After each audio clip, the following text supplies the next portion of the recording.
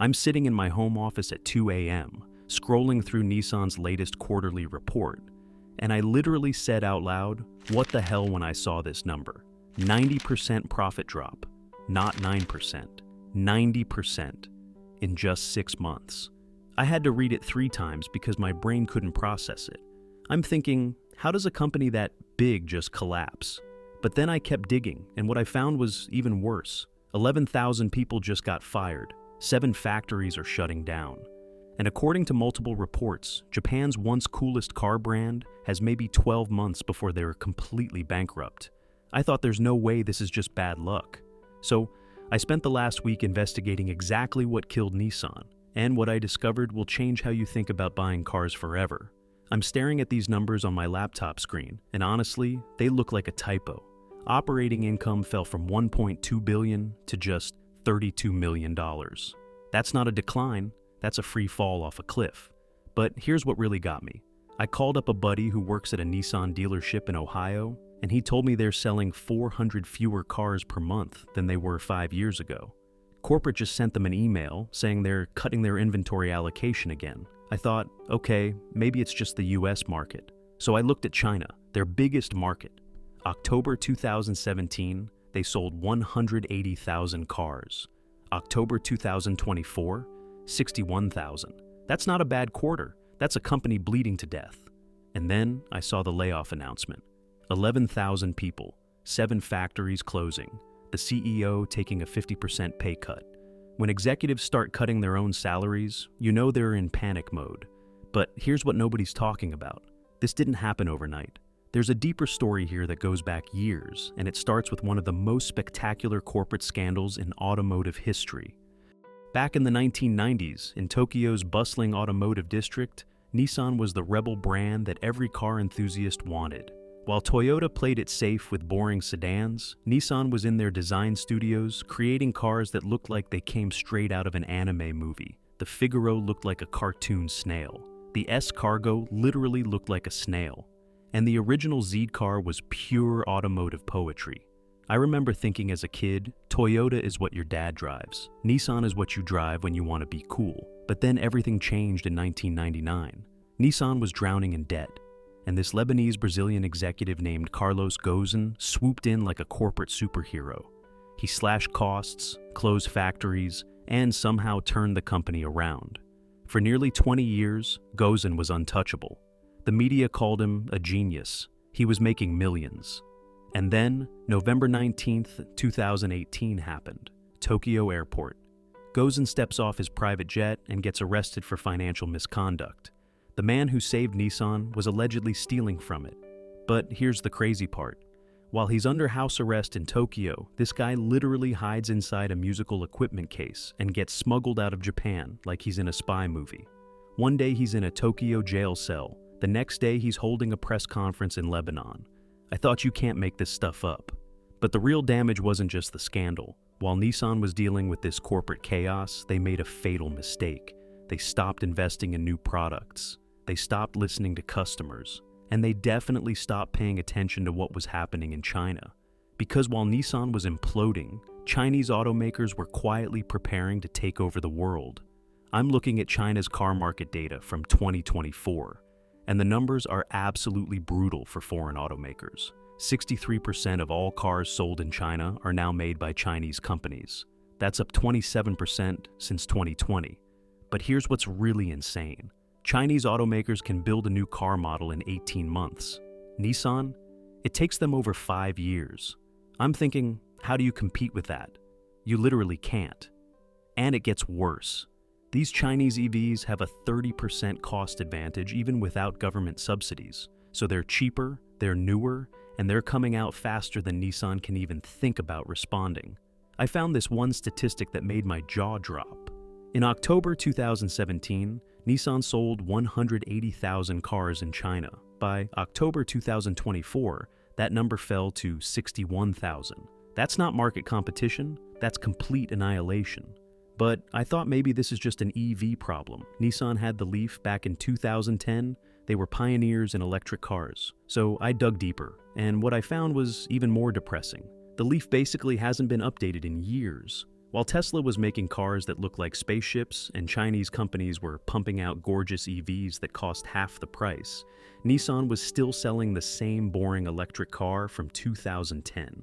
One industry expert told me that Nissan had the vision to go electric, but they didn't have that special sauce to make their products attractive or emotionally appealing. Tesla nailed that. Chinese automakers are nailing that. Nissan completely missed it. And now, Chinese cars aren't just dominating China. They're spreading to Thailand, Indonesia, the Middle East, Africa, and Latin America. All the markets where Nissan used to make decent money are getting flooded with cheaper, better Chinese alternatives. But here's what shocked me the most. China isn't even Nissan's biggest problem. Their real disaster is happening right here in America. I'm sitting in my car outside a Nissan dealership in suburban Chicago, and the parking lot is practically empty on a Saturday afternoon. The average Nissan dealer in America is selling 400 fewer cars than they were 5 years ago. Meanwhile, the average Mazda dealer is selling 266 more cars. So, this isn't a Japanese car problem. This is specifically a Nissan problem. I talked to a dealer who's been selling Nissans for 15 years, and he told me something that perfectly explains why customers hate this brand. A customer comes in with 36,001 miles on their car. The CVT transmission is completely dead. The customer asks, "What can you do for me?" The dealer calls Nissan corporate for help, and they say, well, it's out of warranty, so it's the customer's problem. That's a 4-figure repair that the customer has to pay for on a car that's barely 3 years old. Compare that to Toyota. When they had potentially defective engines in 100,000 trucks and SUVs, most of those engines were probably fine. But Toyota said, hey, we don't want there to be even a perception of a problem, so they recalled everything and fixed it for free. I'm thinking this is exactly how you destroy customer loyalty. Nissan is asking, how can I sell another car today even if it costs me 2 sales tomorrow? Toyota is thinking, I care more about the 2 sales tomorrow, so I'm going to treat the customer right today. And it shows up in the numbers. Nissan brand sales fell 34% during the pandemic. Their luxury brand Infiniti fell 55%. That's the worst performance of any brand in America. But the product lineup is even worse. They just announced they're discontinuing the Titan pickup truck. Pickups are huge profit makers in America, and Nissan is just giving up. Their new Infiniti SUV is priced at $100,000. For that money, you can buy a Range Rover, an Escalade, a BMW, or a Mercedes. Nobody thinks Infiniti belongs in that category. One dealer told me they were excited about this new product at first, but then they realized it's completely overpriced for what people actually want. The value of Nissan dealerships has crashed compared to Toyota stores. There might be a bigger gap between Toyota and Nissan dealership values than we've ever seen before. But here's the thing that really tells you how desperate they are. I'm reading Nissan's latest press releases, and every single announcement screams panic mode. The CEO just cut his own salary in half starting in November 2024. When executives start taking pay cuts, you know the company is in serious trouble. Other executives are following suit, though they won't say exactly how much they're cutting. They're shuffling executives around like deck chairs on the Titanic. The CFO is now running the China business. The America boss is becoming the new CFO. The new guy is taking over Americas. I'm thinking this looks like chaos, not strategy. But the biggest news is they're desperately trying to merge with Honda. This would create the world's 3rd largest automaker with market share comparable to Toyota. They're basically admitting they can't survive on their own. Industry experts are saying this merger is their only shot. Together, they might have enough scale to compete with Toyota and the Korean brands. Separately, Nissan is probably dead. One analyst told me that both brands would do better in the US marketplace and be better positioned to survive against the Chinese invasion. Because, make no mistake, Chinese brands aren't coming to America anytime soon, but they're already dominating everywhere else. Nissan declined to give interviews, but they did release a statement saying reports about only having 12 to 14 months to survive are based on speculation. They claim they have strong liquidity and are investing in new products. But here's the question everyone's asking. I'm looking at Nissan's cash flow projections, and honestly, the math doesn't look good. They have enough cash to operate for maybe 12 to 18 months at their current burn rate. But that assumes nothing else goes wrong. No major recalls, no economic downturn, no more market share losses in China or America. The Honda merger is their best shot, but mergers take time. You're talking about regulatory approvals, shareholder votes, integrating to two completely different corporate cultures. Even if everything goes perfectly, we're looking at 18 to 24 months before they see any real benefits. I talked to an industry analyst who's been covering Japanese automakers for 20 years, and he told me something interesting. Nissan has been the number 3 Japanese brand forever. Toyota, Honda, then Nissan. They've always been the Japanese stepchild, and now that weakness is finally catching up to them. But here's what gives me a tiny bit of hope. The new Nissan president is actually a car guy. He's already announced they're going to revive the GTR and bring back some legendary nameplates like the Silvia.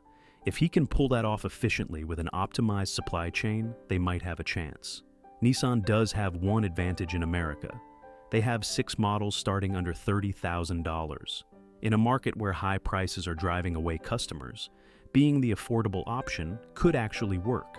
But I keep coming back to the same problem. Why would someone buy a Nissan when they could buy a Toyota or Honda for similar money? Better reliability, better resale value, better dealer experience. Nissan hasn't given customers a compelling reason to choose them. One expert told me we're going to see one of the most serious automotive crises since 2011 and 2012. Multiple brands could disappear. But he also said the strength of Nissan and Infiniti might be sufficient to survive, particularly if they can find the right partner. My prediction? If the Honda merger happens quickly and they can fix their product quality issues, Nissan survives as a smaller, more focused company. If the merger falls through or takes too long, we're looking at bankruptcy or a fire sale to a Chinese company by the end of 2025. I just got the latest financial reports, and it's even worse than I thought. Nissan just posted a $4.5 billion net loss for fiscal year 2025. That's not a typo. $4.5 billion down the drain. This is approaching their worst ever annual loss of 684 billion yen from 1999 to 2000, right before they almost went bankrupt the first time. What's really scary is their revenue only dropped 0.4%, but their operating profit collapsed by 87.7%. That means they're spending way more money to make way less profit on every car they sell. That's the definition of a death spiral. And here's the kicker. They just announced they're cutting 15% of their global workforce. We're not talking about 11,000 jobs anymore. We're talking about potentially 20,000 people losing their jobs. I'm thinking this isn't a turnaround story anymore. This is a company in complete free fall. I'm sitting here wondering what happens if you own a Nissan right now. If Nissan goes bankrupt or gets sold to a Chinese company, your warranty could become worthless. Parts could become harder to find. Your resale value, which is already terrible, could completely collapse. But here's what really worries me. Nissan isn't the only one. The entire automotive industry is going through the biggest transformation in 100 years. Electric vehicles, Chinese competition, supply chain chaos, inflation. A lot of traditional automakers are struggling. I talked to a dealer who told me he's already seeing customers avoid Nissan because they're worried about the company's future. Nobody wants to buy a car from a company that might not exist in 2 years. If you're thinking about buying a new car, my advice is simple. Stick with financially stable brands. Toyota, Honda, even Hyundai and Kia are in much better shape. Don't gamble your hard-earned money on a company that's fighting for survival. And if you currently own a Nissan, now might be the time to trade it in before the resale values get even worse. This isn't just about one car company. This is about the end of an era and the beginning of something completely different.